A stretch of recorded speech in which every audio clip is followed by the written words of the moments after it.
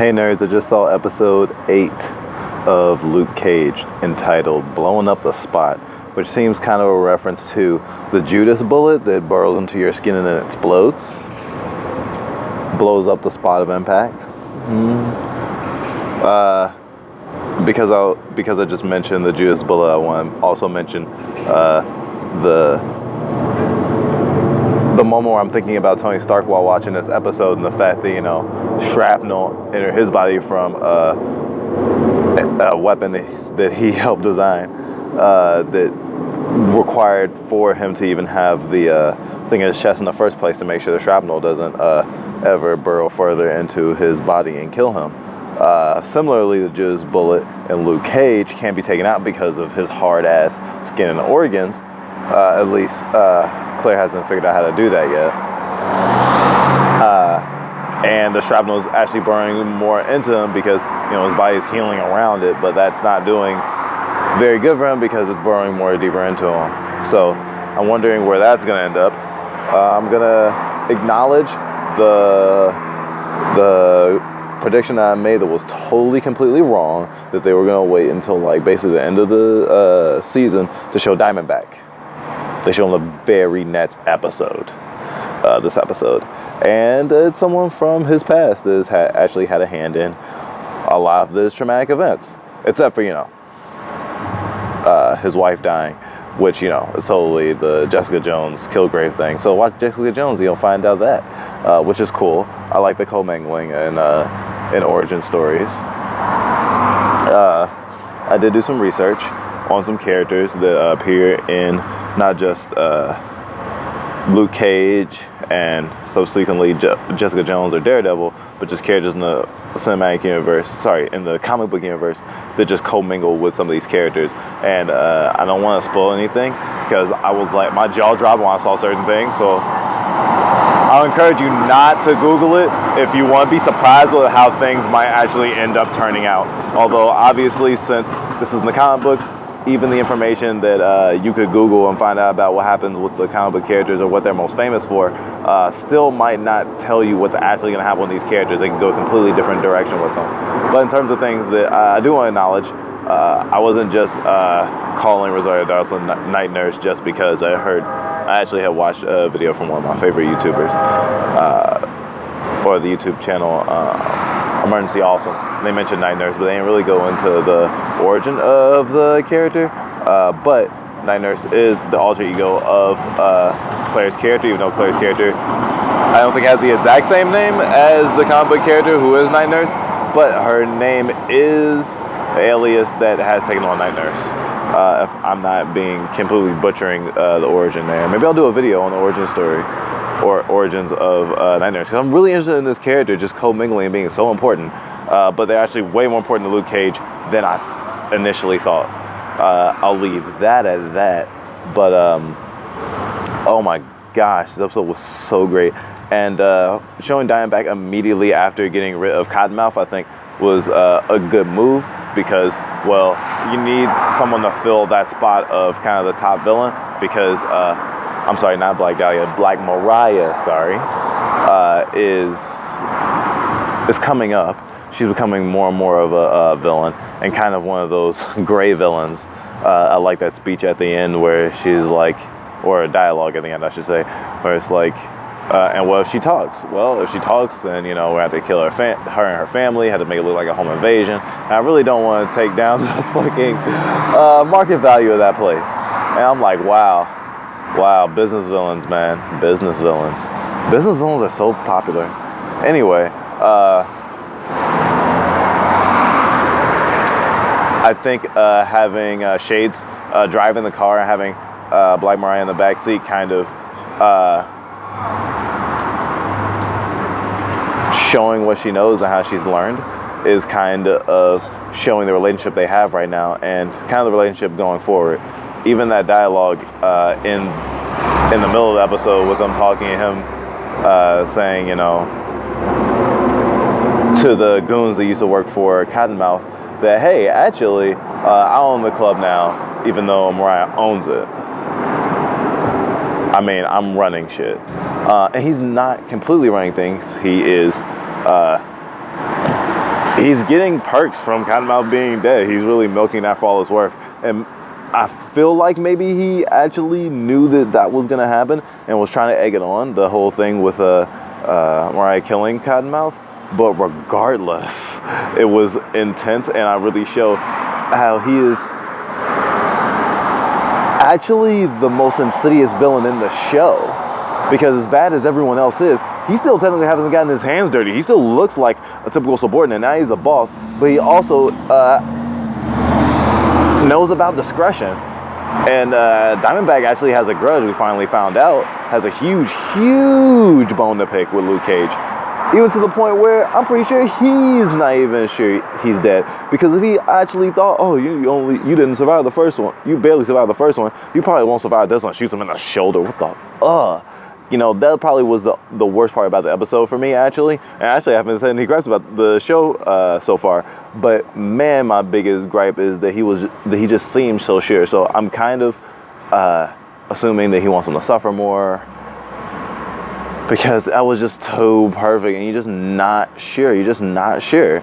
And if I was him, I wouldn't take that chance. You know, if I wanted him to suffer, I would take him back to my lair and torture him and then kill him. But hey, I'm not a supervillain. That's just me thinking of a better way to do things. But you know, you set things up a certain way, and I definitely got really surprised with the Diamondback reveal. So I'll actually forgive that little gripe, because the whole episode really worked well. And I think the whole normal person versus a super powered, almost invulnerable individual actually works a lot better in this case than it does in, I don't know, Batman versus Superman.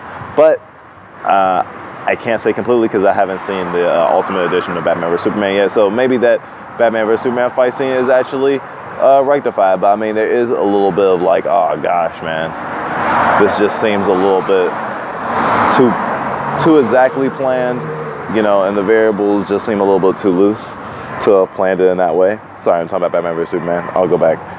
Man, I only compare this stuff to DC stuff, not to other Marvel stuff. That's weird. But regardless, I did enjoy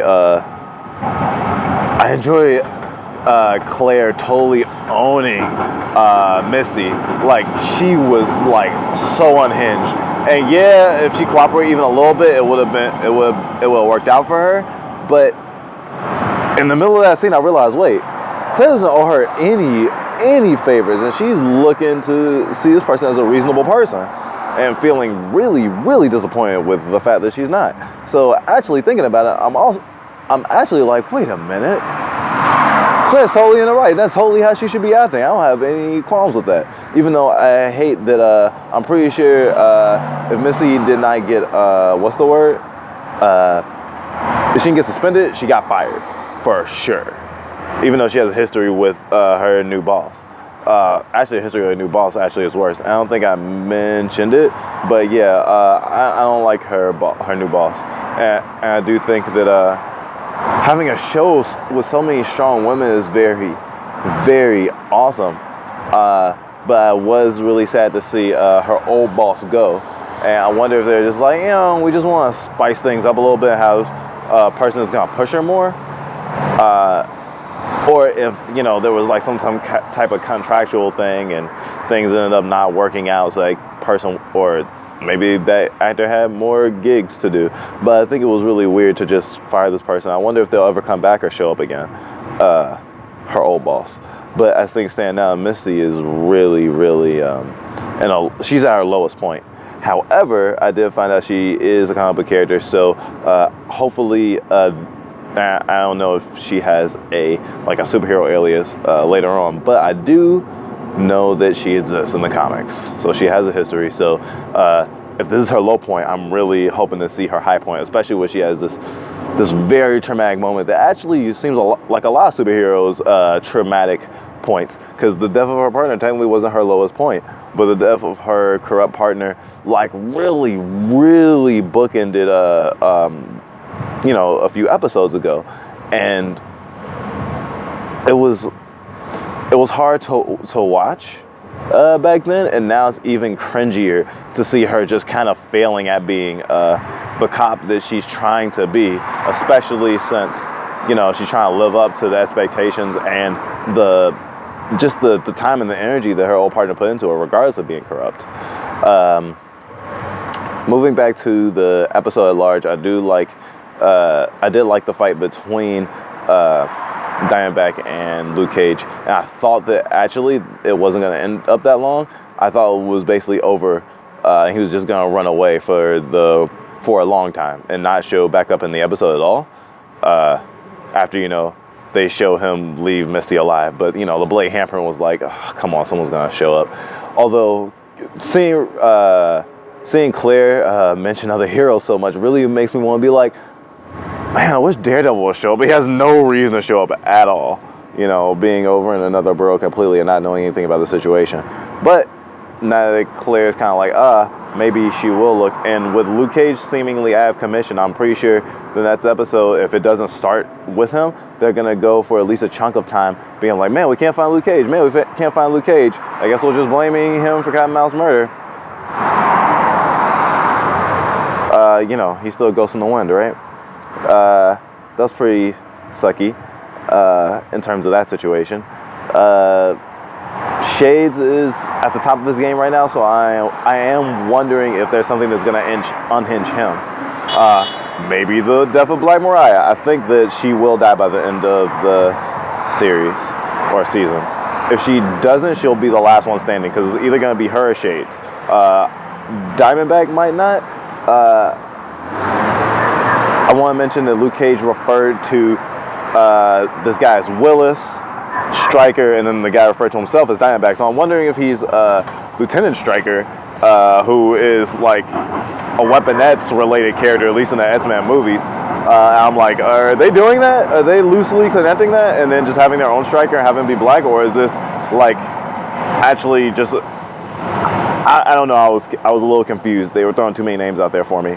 I mean, actually, Stryker was the only one that threw me off. I guess his name is Willis Stryker. I guess. Anyway, it was a great episode, very suspenseful, and you know, it's nice to see Luke Cage taking down a peg in terms of just like running around and trying to do the hero thing, considering, you know, he's so invulnerable, and you know, nothing can really touch him. And I was completely wrong, sorry, about Zip being the shooter. I was like, did Diamondback just, I mean, I guess Diamondback, even if Diamondback was not this guy who had a grudge, any smart person wouldn't just give this random thug blows. I just thought it was going to be kind of cool because, you know, one of the last conversations we ever see Zip have with Cottonmouth is, you know, let me step up. You don't even got a choice.